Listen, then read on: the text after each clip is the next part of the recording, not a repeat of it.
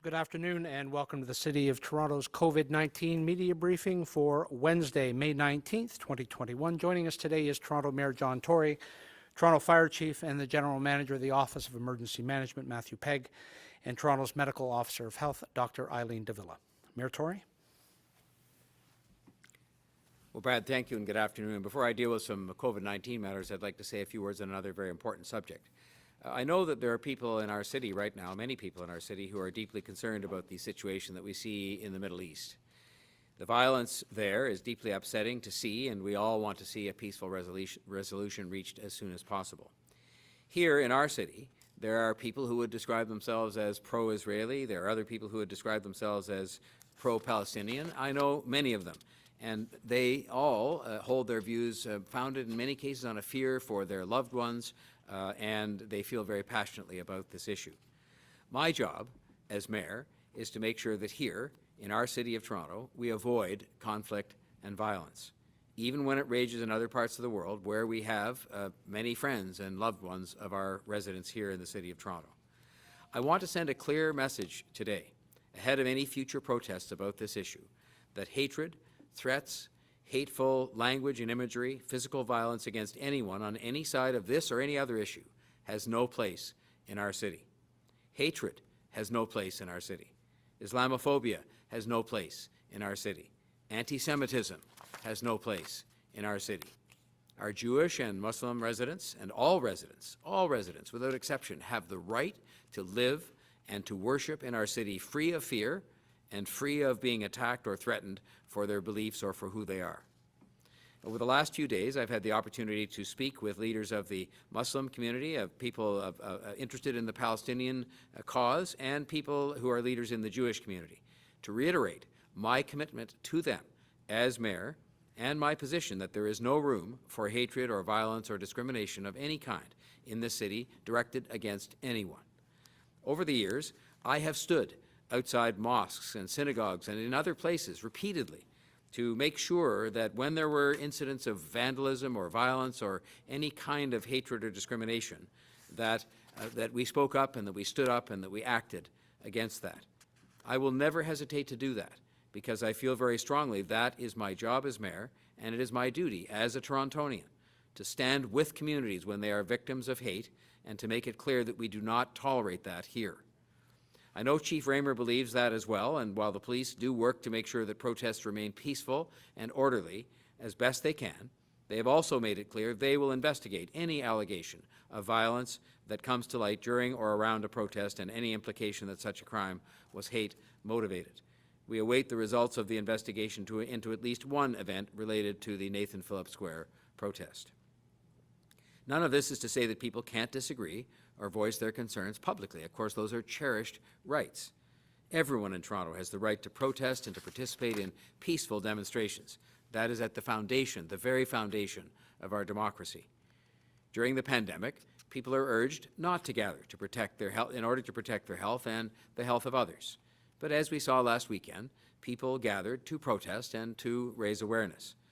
The vast majority of those protests were peaceful, as has been the case with many other protests during the entirety of the pandemic. That is the way it should be. That is, by and large, the way it was last weekend. Thousands of people demonstrating peacefully. So while we encourage people not to gather right now due to public health concerns, I would repeat again, if you do protest, please do so peacefully. We will not accept, and we cannot accept, any acts of hatred against any community. I wanted to say this today to send a clear message ahead of any protests that may come, and because I believe we must make it clear. We must make it clear to everyone, mostly just to ourselves, to each other, that violence by anyone, against anyone, or any community in our city cannot and will not ever be accepted.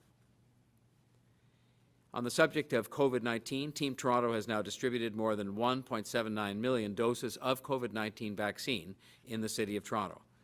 All Toronto residents 18 years of age and older are now eligible to book vaccine appointments through the provincial booking system. Given the increased numbers of people who are eligible, which we support, we are working to get everyone vaccinated within that expanded group. As you know, with the assistance of the province, We were able to open up 120,000 new appointments yesterday in the coming days and weeks. Thanks to additional vaccine supply, we will be ramping up our capacity at city-run clinics this weekend for a long weekend dose drive. This Victoria Day weekend, you can help make sure this is the last long weekend in lockdown by getting vaccinated if you haven't already. We are working to open 19,708 new appointments in our clinics. That's 4,927 new appointments on each of Friday, Saturday, Sunday, and the holiday Monday. 10,000 new appointments are also being added to the city-run clinics for next week as well. These appointments will be live at 4 o'clock this afternoon, and so I encourage people to go to toronto.ca/COVID-19 to book their appointments. As you know, the city-run clinics are just a part of our overall vaccination effort, the Team Toronto effort. 39 clinics are being operated in total by Team Toronto across the city today, many of them by hospital and healthcare teams who are our partners in Team Toronto. I want to thank, for example, the Scarborough Health Network for hosting a vaccine clinic today for TTC workers at the Malvern Bus Garage, operated by the TTC. I want to thank as well Women's College, North York General and Michael Garron Hospitals for offering frontline TTC employees on-site access at their premises to vaccinations, and to the community clinics who are also offering TTC employees priority access. These TTC clinics have resulted in more than 1,000 first doses being administered to frontline TTC employees, with more on-site clinics in the works for the coming days and into next week. Pop-up and mobile efforts for members of the public will be going strong through the holiday weekend, and I want to, in advance, thank all of those involved in making those clinics such a success. Their staff and volunteers, healthcare professionals, and others, and they are helping make sure these clinics are successful. I want to applaud the East Toronto Health Partners for planning a drive-through pop-up COVID-19 vaccine clinic for seniors 65 plus at the Warden Station North parking lot on Saturday. That drive-through pop-up will be administering about 500 doses to seniors and to their caregivers who drive them there. I'm glad the TTC was able to provide the parking lot. Again, another example of Team Toronto at work. It's another good example of how every single part of this city government is mobilized to make sure this vaccination program can be a success. We're also working to get young people 12 to 17 years of age vaccinated. Dr. de Villa will have an update on the Youth Vaccination Working Group today, and it's important to work to get our young people vaccinated so that they too are protected. The work of our Team Toronto Sprint strategy is also continuing and having tremendous success. This strategy focuses on getting as much vaccine as we can administered in 22 of the hottest hotspot postal codes in the city by our hospital and healthcare partners in cooperation with community organizations on the ground. Overall vaccination coverage in the 22 priority postal codes is now at 56.6%. This week, we're expanding the Sprint strategy to 7 new postal codes, including 4 in the Northwest, 2 in the East, North York and Scarborough, and to the M5T postal code, which includes parts of Kensington Market, Chinatown, and Alexandra Park. The downtown postal codes that were added to the Sprint strategy on May 12th saw sharp double-digit increases in the percentage of people aged 18 and older who have received at least 1 dose of vaccine. The M3J postal code, which includes York University Heights and parts of Jane and Finch, 88.6% of those aged 18 to 24 have initiated vaccination, higher than any other age group in this postal code, and the highest for this age group across all 22 of the priority hotspots. These numbers show that the Sprint strategy is working, that it was and it is the right thing to do because it is helping us to get the right shots in the right arms at the earliest possible date, and that in turn will make the biggest difference in our fight against the spread of COVID-19. While I'm confident that we will make the kinds of threshold levels of vaccination we will likely need to move to a more open status as a city, it won't be without collective effort. Having more than 60% of eligible people in Toronto vaccinated on a first dose basis is a solid achievement in a short time. But if you look at the kind of threshold numbers put out there by public health authorities, by other provinces, and indeed by other countries, you know that we have to continue to push that number up to at least have a 7 in front of it, and that means that we have much more work to do. But I know that together, Team Toronto and all of you who are part of the broader, bigger Team Toronto, we have what it takes to get that done. And now it's time for Chief Pegg's report for today. Thank you, Mayor Tory, and good afternoon. To date, more than 1.79 million doses of COVID-19 vaccine have been administered in Toronto. With nearly 25,000 doses of vaccine administered yesterday, we are continuing to ensure that as many people are being vaccinated as possible each and every day. As Mayor Tory announced earlier, I'm very pleased that we are opening approximately 19,000 additional appointments in city-operated clinics over the course of the upcoming Victoria Day long weekend. This means that nearly 5,000 additional people will be able to receive their first dose of vaccine each day between this Friday and Monday in city-operated vaccine clinics. And this is in addition to the increased number of doses that our Team Toronto partners will also be able to administer this weekend. I would like to acknowledge and thank our provincial counterparts for making these additional doses of vaccine available. I would also like to thank our immunization task force team for working through the night twice this week so far in order to develop and load the vaccine clinic load templates that make it possible for these additional appointments to be able to be booked. These are incredibly dedicated people who continue to give their all to get Toronto vaccinated as quickly as possible. The additional supply of vaccine this Victoria Day long weekend returns our 9 city-operated clinics to maximum operating capacity. Over the course of Friday through Monday, we will be able to vaccinate approximately 56,000 people over those 4 days alone. These additional appointments will go live in the provincial booking system at 4 o'clock this afternoon. As always, appointments in city-operated vaccine clinics can be booked via the provincial booking system by accessing toronto.ca/COVID-19 and clicking on the blue Book a Vaccine button on the top of the page, or by calling the provincial call centre at 1-833-943-3900.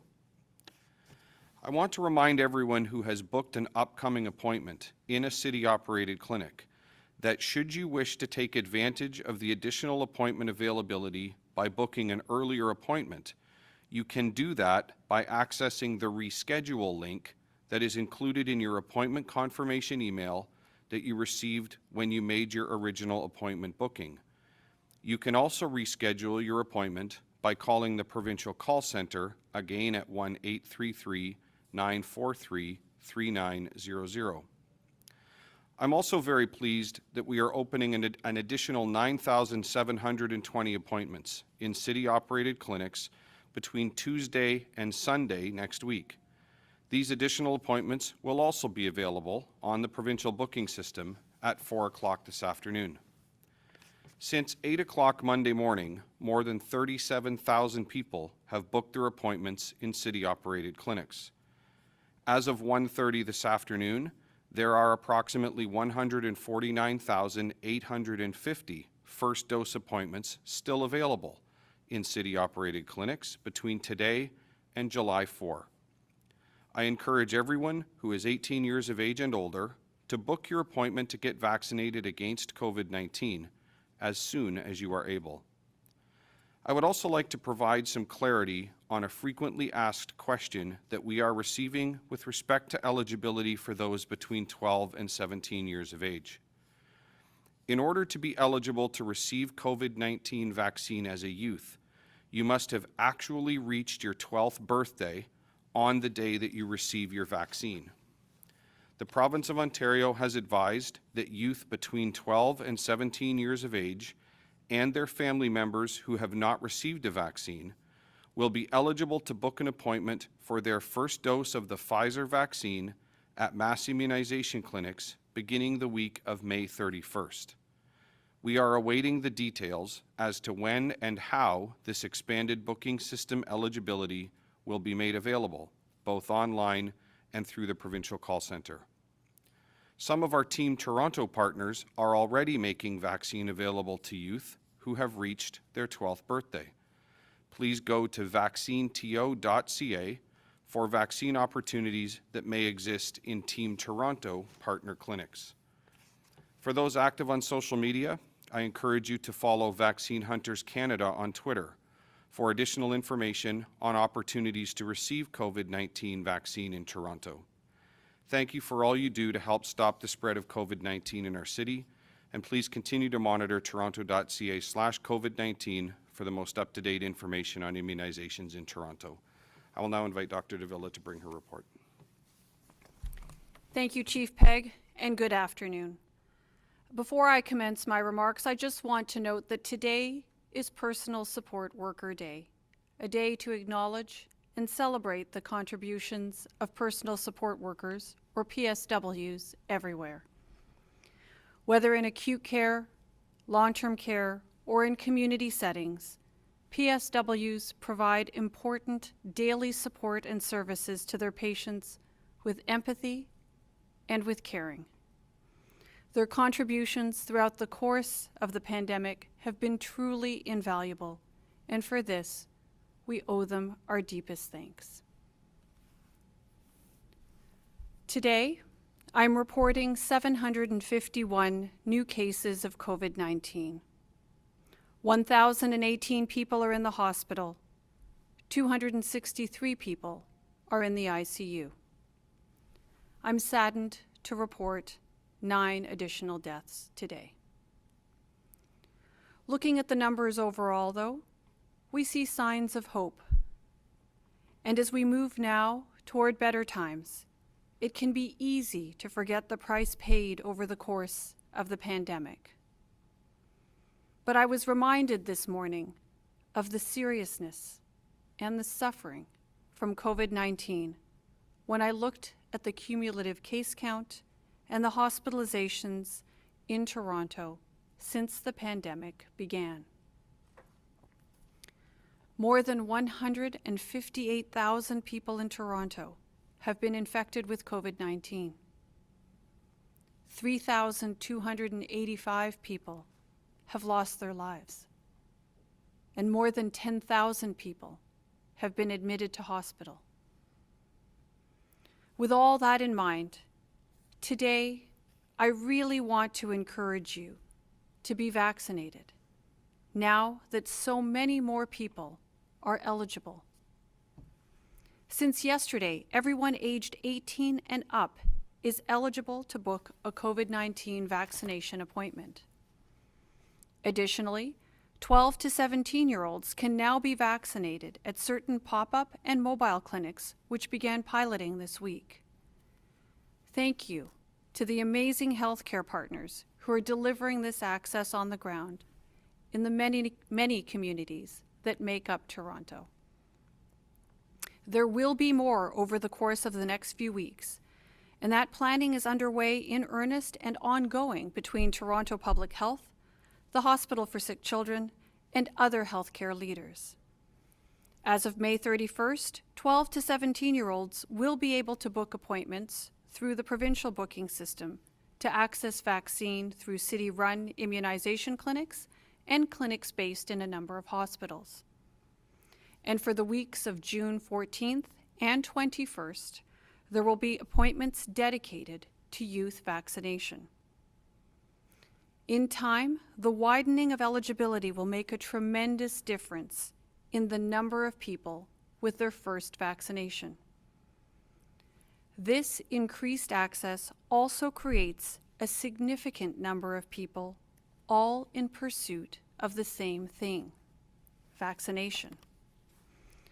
That may create frustration for anyone who wants a vaccine, but finds that they have to wait a while because of the demand. I recognize there may be more demand than vaccine supply at various points right now. I do hope that the demand persists until every resident is vaccinated, especially with the growing evidence of the protective power of vaccines.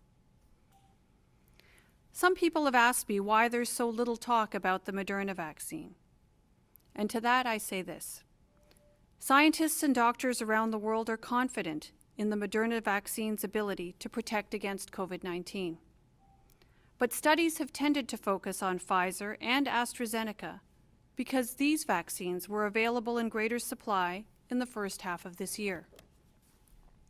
I would anticipate that we'll see more studies, including Moderna, in the months ahead.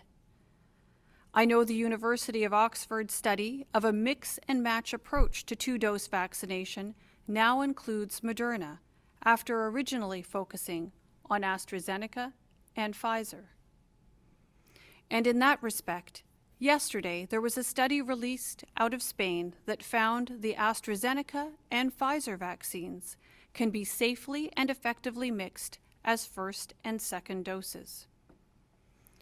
Canada's Chief Public Health Officer, Dr. Theresa Tam, said yesterday she expects Canadians will have a choice about their second dose if they got an AstraZeneca as their first. Things change regularly on the vaccine front. Supply arrives, appointments are created, vaccines are administered, and antibodies build in more and more Torontonians.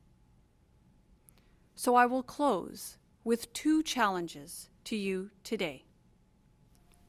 First, I really do encourage you to talk about vaccination this weekend.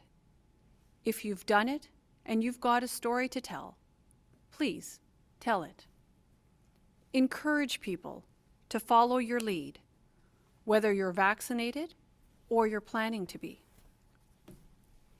At the same time, this is a holiday weekend coming up. And if I'm to be completely candid, our track record after holiday weekends could use some improvement. At the Board of Health meeting earlier this month, I noted that after every holiday weekend over the last year or so, we've seen an increase in COVID infections. That is the last thing we want, considering variants that are afoot in Toronto, and that there's still a significant number of people with no vaccine protection at all. So please, this weekend, do get outside. Enjoy the weather. Be safe. And remember, there's more at stake this holiday weekend than perhaps there has been for a very long time.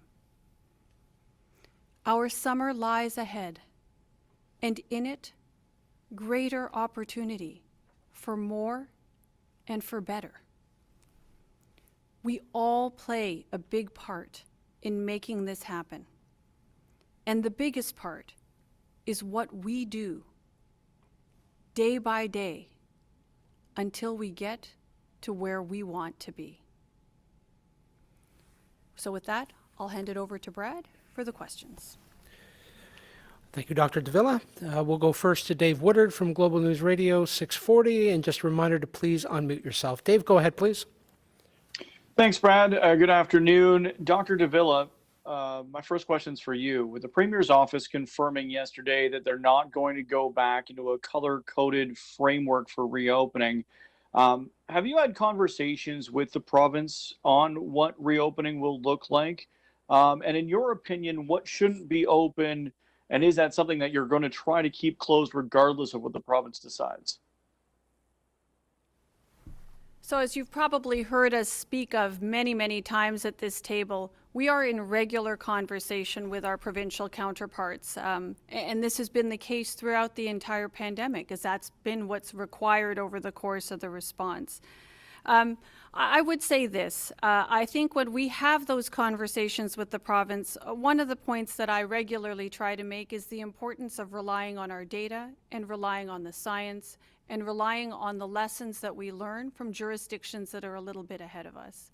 So I would say this, I think you've heard me talk about, taking advantage and using the good weather and this time of year as an ally in our efforts to reopen, and to use the experiences from other jurisdictions to help inform what it is that we do here so that we open safely and in a manner that actually keeps the COVID infections at a reasonable level and at a controllable level.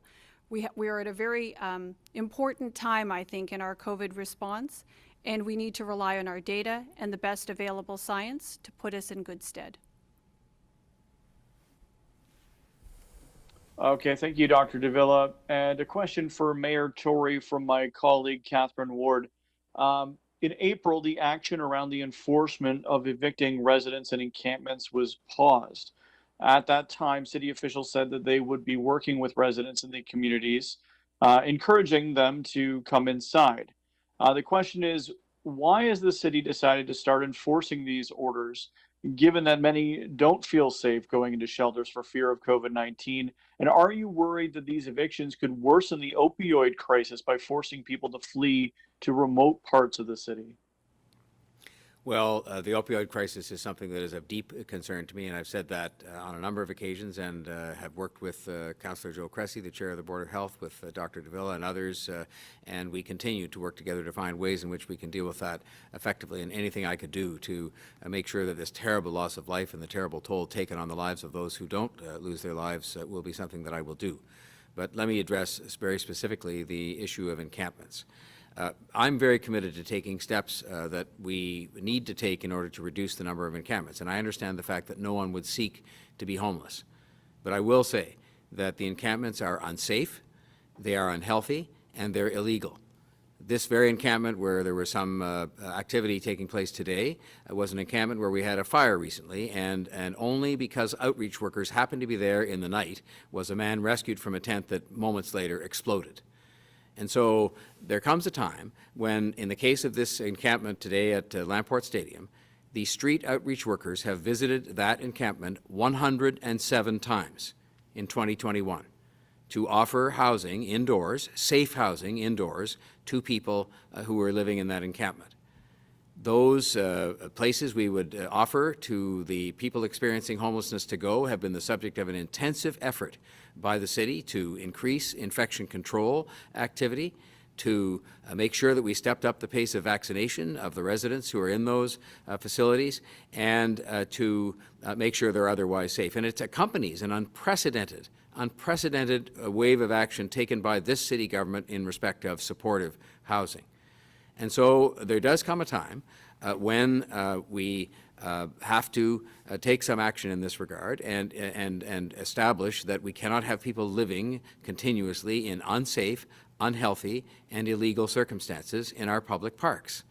And I will say that I find it profoundly unacceptable. There were by best estimates, about 15 people resident in the encampment at Lamport Stadium when the officials arrived there after plenty of notice to try to clear that encampment.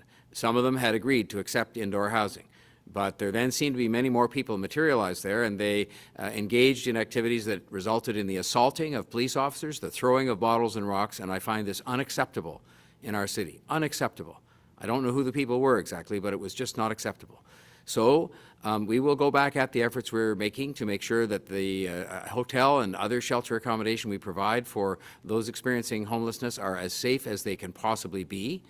And we will continue to operate in a way that has many, many visits to these encampments to persuade people that they should come in. But the notion that we're going to leave encampments there indefinitely that are unsafe, unhealthy, and illegal in public parks and public spaces is just not something that we're going to be able to do. And so we would hope that people will be able to cooperate with us in finding a solution for them. Many thousands and hundreds of people, thousands and hundreds, have been found permanent housing and have been moved from encampments to shelters and sometimes on to permanent housing in many cases during the course of the pandemic, and that work will continue. Thank you, Mayor Tory. We'll go next to Maria Saru from the Toronto Star. Maria? Hi, everyone. Good afternoon.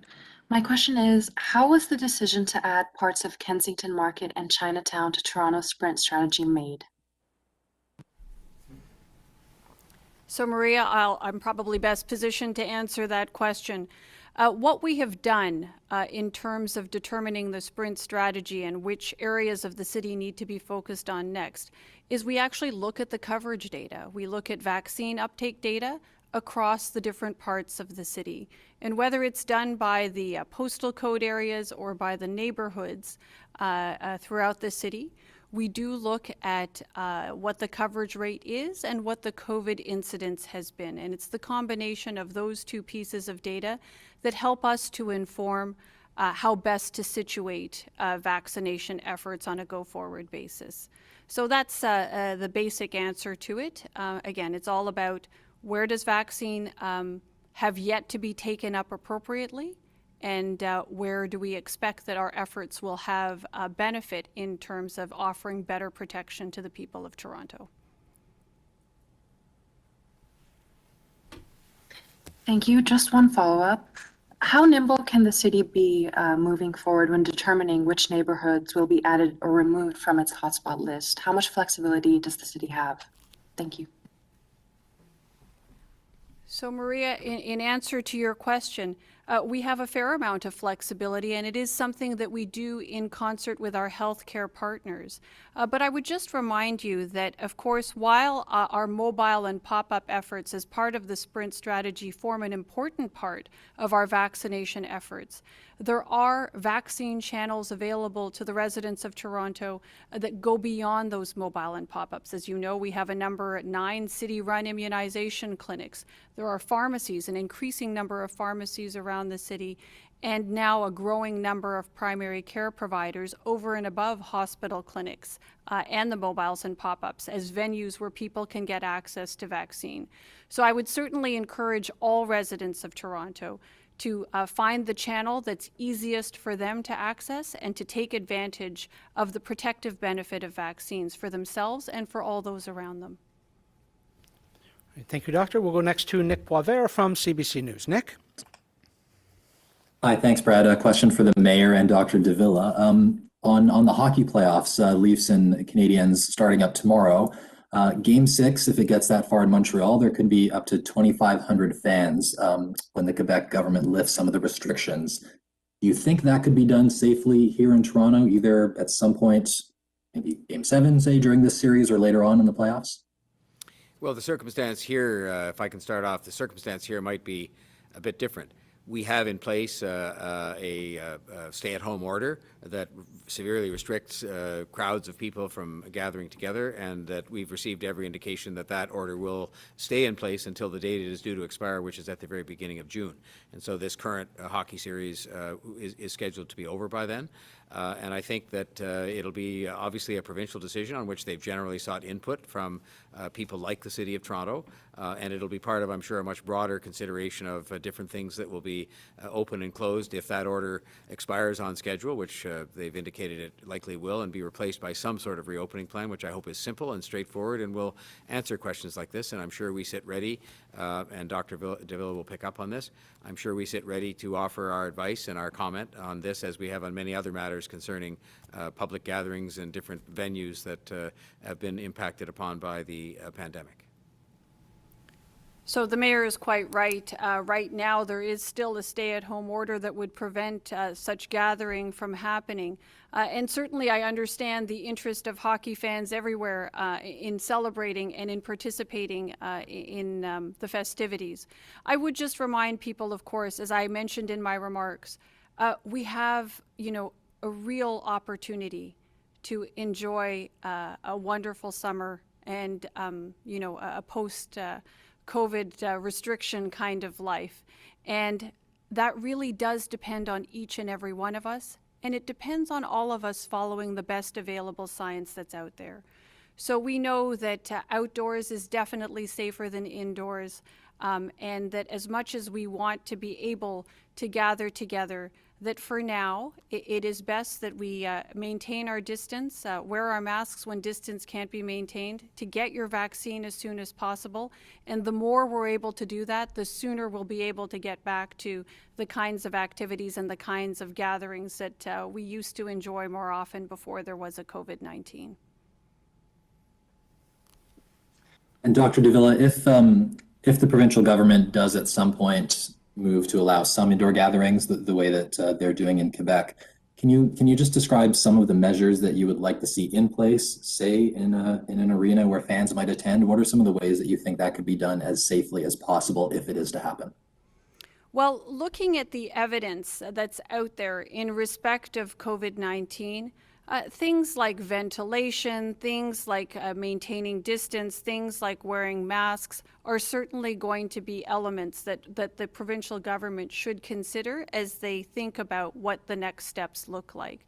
I think we should turn to the experiences of other jurisdictions. There are a number of jurisdictions that are just a little bit ahead of us in respect of their own COVID-19 experiences, and I think there are valuable lessons to be learned from that. So those are the kinds of things that I would recommend should be looked at and should be taken into consideration as the provincial government makes their important decisions in this regard.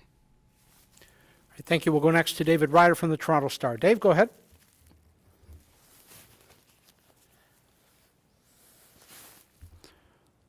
There you go. Hi there. Yeah, thanks.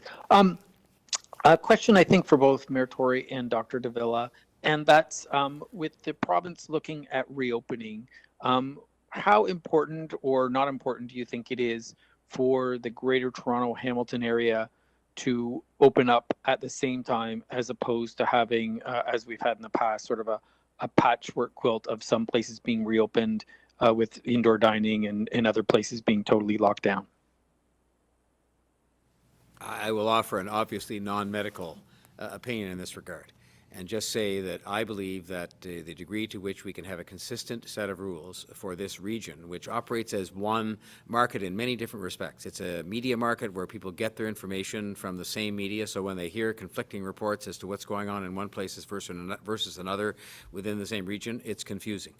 It operates as a sort of an economic and mobility market, in that as people move around, if there are different rules in place, then you are sending mixed messages to them as to what they should do, and making available the opportunity for people to move back and forth and contribute to the spread of this virus. And so, to me, whatever the rules are should be applicable to the entire region, because it very much operates that way. People live their lives that way. They go to and from work that way. They even do things with their families that way. And so I'm hopeful that at the very least that the region will be treated as one, and that the province can come up with rules and other reopening measures that will be consistent and will be broadly accepted as being appropriate in the entire region.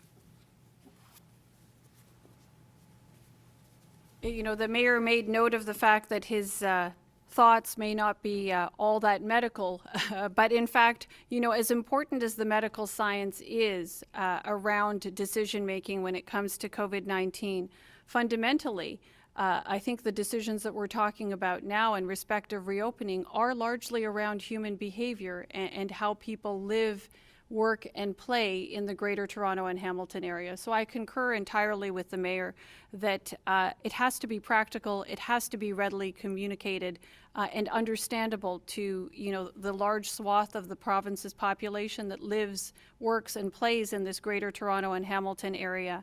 And, you know, I think that that's going to be a very important component of that which the province puts forth in their reopening plans. Thank you. And I think my second question is for Chief Pegg. And that's, Chief, when we spoke last Friday, there was some concern with how wide the province would be opening vaccinations and how much supply the city was getting, especially with that deep drop-off after the end of the hotspot top-up. I'm wondering if you can give us an update. It seems like the city is opening more spots, although they're small compared to how many people became eligible. Have you received any idea of how much vaccine we'll get next week? And is there still a concern that some newly eligible people will be trying and not be able to get an appointment because there just aren't enough spots? Hey, good afternoon, Dave. So obviously really good news has come to us a couple of times this week now. Obviously, firstly, we were able to open additional appointment blocks for three week-long periods in June, which certainly afford a considerable number of people the opportunity to book their appointment. And then, of course, only a day or so ago, we were informed of the opportunity to expand our clinic operations this weekend, and then again to add a significant number of additional appointments next week. So our teams were able to go to work very quickly and put those, make those changes, put them together and get them loaded into the system. And like we talked about this weekend, the additional appointments this weekend, as well as the additional appointments next week, will be able to be booked just a few minutes from now at 4 o'clock this afternoon. So that's fantastic news. I really do appreciate, we all appreciate that the province of Ontario continues to do everything they can do to make additional vaccine available to us and to make as much vaccine available. Undoubtedly, there just by sheer math, there are more people eligible for vaccine than there are currently vaccine appointments in our system. But I will remind everyone, Dave, that as you and I talked about last week as well, the 9 city-operated clinics, while that does form and has from the start formed the backbone of clinic operations across the city, it is only that. And that means that it is augmented and supported by a growing network of partner-operated clinics, pharmacies, primary care physicians that we're seeing literally every day with tens of thousands of doses being administered. So next week, I don't have any additional visibility than we had before as to what next week looks like. But certainly, if there's one thing that has held true for the immunization task force team throughout this vaccination effort is that these are things, and vaccine supply is something that changes very quickly. And it is the reason that we continue to work so hard to make sure that as a city, we are able to respond in a very nimble, very prompt manner to make sure that we can take we are able to take advantage of every vaccine dose that is provided. And I'm proud of the fact that we are. So we'll continue to monitor very closely, and I'm sure our provincial colleagues will continue to do everything they can do to provide as much vaccine as possible. Thank you, Chief Pegg. Final question this afternoon is to Natalie Johnson from CTV News. Natalie, go ahead, please. Hi, Brad. My question is for Dr. de Villa. Dr. de Villa, I'm curious to know what your opinion is of Torontonians going south of the border for their vaccine, either because they can get their first dose sooner there, or in some cases their second dose sooner at a reduced interval. So, Natalie, I would say this. One, I continue to be heartened that there are a number of Torontonians who express an interest in getting vaccine and are demonstrating that interest by voting with their feet. I would also, though, suggest that at this point we are and continue to be under a stay-at-home order. And, the fundamental of that is to minimize movement and to minimize interaction and travel outside of your home, to stick to the people that you live with, to keep it to that which is most essential at this point in time, because that's extremely important. As important as vaccination is in our COVID-19 response, equally as important at this point in time is our continued practice of the measures for self-protection, which includes sticking to home and as close to home as much as possible.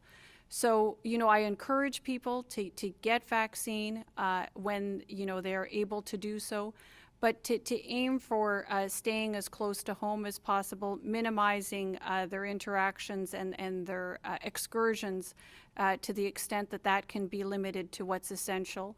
And then the more we're able to do that, the more that each and every one of us does that, the sooner we will get to the other side of this pandemic. And just as a follow-up to that, it doesn't sound like the province can keep track of who gets vaccinated abroad. Are you optimistic that maybe more people have been vaccinated here than we know about? Because some people, including potentially a huge number of snowbirds, have been immunized in the U.S.? Yeah, so I imagine that has happened, that there are a number of snowbirds who probably had the opportunity to get vaccinated while away. I trust that at some point we'll be able to collect some of those data. I figure that those snowbirds may have opportunity to connect with a healthcare provider at some point in the not too distant future and inform them of that. That data may then be able to be recorded somewhere. So I expect that there are some people who are not recorded in our COVAX system because they did not receive their vaccine here. And certainly that vaccination still provides the protection to that individual and to those around them. Oh, we got a question. Shout it out to the mayor. Can you talk about your